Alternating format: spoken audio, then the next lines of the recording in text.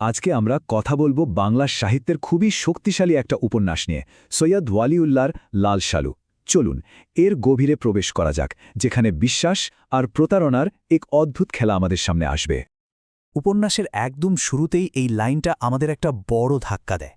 একবার ভেবে দেখুন তো, এমন একটা দুনিয়া যেখানে মানুষের পেটে খাবারের চেয়ে মাথায় টুপি বেশি, আর আসল বিশ্বাসের চেয়ে ধর্মের নামে গজিয়ে ওঠা আগাছাই যেন বেশি। ঠিক এই জায়গাটা থেকে লাল সালুর গল্পটা শুরু হচ্ছে। তো প্রথমে চলুন দেখে নিই গল্পের প্রেক্ষাপটটা আসলে কি। এটা এমন একটা সমাজের কথা বলছে যেখানে মানুষের ভয় আর অন্ধ বিশ্বাসকে কাজে লাগিয়ে শোষণের জন্য একটা উর্বর জমি তৈরি হয়ে আছে। উপন্যাসের যে মহব্বতনগর গ্রাম, সেটা যেন টিকে থাকার লড়াইয়ের একটা জলজন্ত ছবি। এখানকার মানুষগুলো এতটাই গরিব আর অসহায় যে তারা যে কোনো অলৌকিক আশাকেই খড়কুটোর মতো আঁকড়ে ধরতে চায়, আর তাদের এই সরল বিশ্বাসটাই তাদের শোষণের সহজ টার্গেটে পরিণত করে।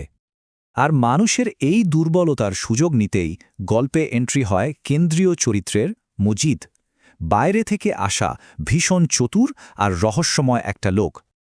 আচ্ছা, মজিদকে কি আমরা সোজাসাপটা একজন ভিলেন বলতে পারি, নাকি সে নিজেও পরিস্থিতির শিকার? তার ক্ষয়ে যাওয়া শরীর, ক্ষুধার্ত আর জলজলে চোখই বলে দেয় যে সে একটা খুব কঠিন সময় পার করে সেখান থেকে পালিয়ে এসেছে, আর টিকে থাকার জন্যই সে ধর্মকে তার সবচেয়ে বড় অস্ত্র বানিয়ে নেয়। দেখুন, মজিদ কিন্তু খুব ঠান্ডা মাথায় ধাপে ধাপে নিজের ক্ষমতার জালটা বুনেছিল। প্রথমে গ্রামে এসেই গ্রামবাসীদের বকাঝকা করে তাদের মনে একটা অপরাধবোধ ঢুকিয়ে দিল। তারপর একটা পুরনো কবরকে আবিষ্কার করে বলল এটা এক পীরের মাজার।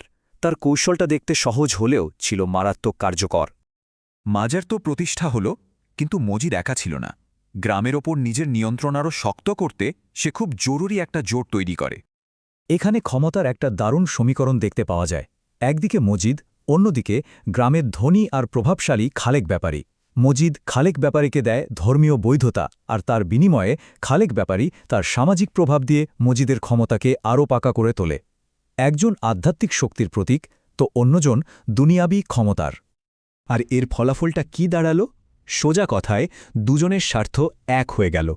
তাদের উদ্দেশ্য একটাই, গ্রামবাসীদের অজ্ঞতা আর অন্ধবিশ্বাসের মধ্যে আটকে রাখা, যাতে তাদের দুজনের শাসনই টিকে থাকে। এই পুরো দমনপীড়নের ব্যবস্থার মধ্যে একজন নীরব চরিত্র হল মজিদের প্রথম স্ত্রী রহিমা।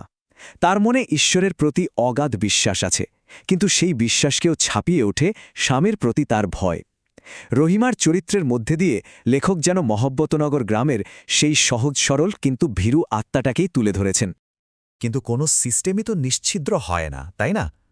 মজিদের এই যত্ন করে সাজানো জগতেও কিন্তু চিড় ধরতে শুরু করে। মজিদের এই সাম্রাজ্যে চ্যালেঞ্জটা আসে দুই দিক থেকে। একটা হলো আক্কাসের আনা আধুনিক শিক্ষার আলো, যা বাইরে থেকে আসে। আর অন্য, আরও ভয়ঙ্কর আঘাতটা আসে তার নিজের ঘর থেকেই, জুমিলার কাছ থেকে। আর ঠিক তখনই ঘটে সেই অবিশ্বাস্য ঘটনাটা। মজিদের একেবারে অদম্য তরুণী দ্বিতীয় স্ত্রী জমিলা এমন একটা কাজ করে বসে যা কেউ ভাবতেও পারেনি। সে শুধু মজিদ নামের লোকটাকেই আক্রমণ করে না, বরং মজিদ যে ভয় আর দমনের প্রতীক হয়ে উঠেছিল, সরাসরি সেই প্রতীককেই আক্রমণ করে বসে।